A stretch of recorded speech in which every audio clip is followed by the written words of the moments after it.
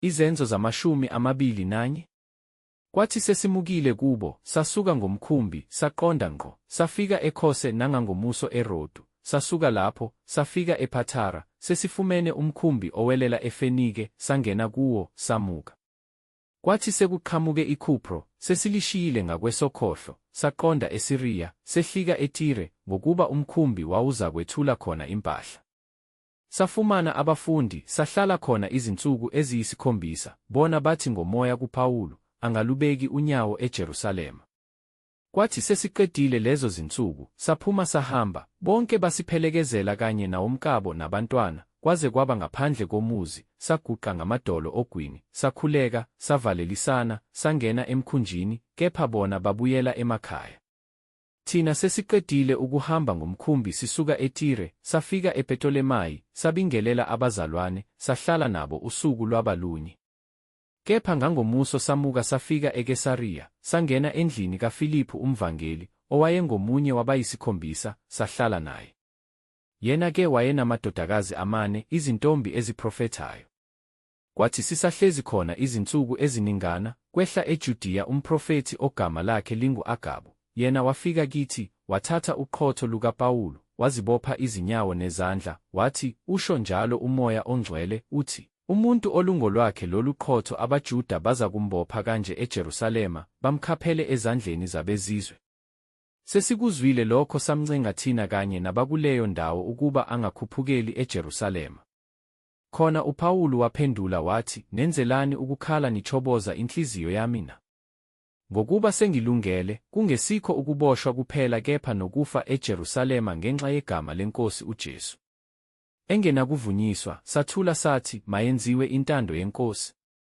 Emva kwalezo zinsuku sabopha impahla, sakhuphukela eJerusalema, kwahamba nathi abanye kubafundi baseKesariya, besiyisa kumNasoni othile waseKhupro, umfundi omdala, ebesiza kungenisa kwakhe. Sesifinyelele eJerusalema, abazalwane basamukela ngokujabula. Ngangomuso uPawulu wangena nathi kuJakobe, namalunga onke ayekhona. Wababingelela, wabalandisa ngakho konke ngakunye uNkulunkulu abekwenzile phakathi kwabezizwe ngenkonzo yakhe. Sebekuzwile lokho bamdumisa uNkulunkulu, bathi kuye, "Uyabona, mzalwane, ukuthi ziningi kangaka izigidi zabakholwayo phakathi kwabaJuda, futhi bonke bayizishisekeli zomthetho. Sebebikelwe ngawe ukuthi ufundisa bonke abaJuda abaphakathi kwabezizwe ukuhlubuka kuMose, uthi mabangasoki abantwana babo, bangahambi ngamasiko. Pho-ke, senze njani na? Impela bazakuzwa ukuthi usufikile. Ngakho yenza lokhu esikusho kuwe, kukhona kithi amadoda 4 azibophile ngesifungo, wathathe wona, uzihlambulule kanye nawo, uwakhokhele ukuba aphucule ikhanda, khona bazakwazi bonke ukuthi akukho lutho lwalokho abakubikelwe ngawe, kepha ukuthi nawe uhamba ulonda umthetho.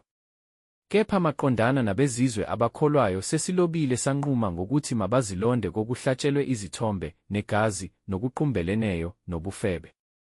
Khona uPawulu wawathatha lawo madoda, ngangomuso wayesezihlambulula kanye nawo, wangena ethempelini, wabika ukuphela kwezinsuku zokuhlanjululwa, kuze kulethwe umnikelo ngenxa yawo onke. Kwathi sezizakuphela lezo zinsuku eziyisikhombisa, abaJuda base-Asiya bembonile ethempelini, bayaluzisa sonke isixuku, babeka izandla kuye, bamemeza bathi, "Madoda akwa-Israyeli, yelekelelani. Nguye lo muntu ofundisa bonke ezindaweni zonke okuphambene nesizwe, nomthetho, nale ndawo, futhi wangenisa ethempelini amaGreki, wayingcolisa le ndawo engcwele." Ngokuba babebonile ngaphambili uTrofimu wase-Efesu enaye emzini, ababesho ngaye ukuthi uPawulu umngenisile ethempelini. Umuzi wonke wanyakaziswa, abantu bagijimela ndawonye, bambamba uPawulu, bamhudulela ngaphandle kwethempeli, iminyango yavalwa masinyane. Kuthe sebefuna ukumbulala, kwafika izwi enduneni yenkulungwane lokuthi lonke iJerusalema liyayaluza, yona yayisithatha masinyane amabutho nezinduna zekhulu, yagijimela kubo, sebebona induna yenkulungwane namabutho bayeka ukumshaya uPawulu. Khona induna yenkulungwane yasondela, yamthatha, yayala ukuba aboshwe ngamaketanga 2, yabuza ukuthi ungubani nokuthi wenzeni. Kepha abanye esixukwini bamemeza okunye, abanye okunye, yathi ukuba ingenakulazi iqiniso ngenxa yomsindo, yayala ukuba ayiswe ekamu, esefikile esikhwelweni, kwenzeka ukuba athwalwe ngamabutho ngenxa yokukhandana kwesixuku, ngokuba kwalandela isixuku sabantu bememeza bethi, "Msuseni." Eseza kungeniswa ekamu uPhawuli wathi enduneni yenkulungwane, "Ngivunyelwe ukuba ngisho uthona." Yona yathi, "Uyasazi isiGreki na? Kanti awusiye yini lowo waseGibhithe owambuka ngaphambi kwalezi zinsuku, waholela ehlane amadoda ayizinkulungwane ezine angababulali na?" Kepha uPhawuli wathi, "Mina ngingumJuda waseThasu laseKhilikiya, ngingumuntu womuzi ongesiwo ongenalo udumo, ngiyacela, ake ungivumele ngikhulume kubantu." Esemvumele, uPhawuli wema esikhwelweni, waqhweba abantu ngesandla, sekuthe xhwaka, wakhuluma ngolimi lwesiHeberu, wathi,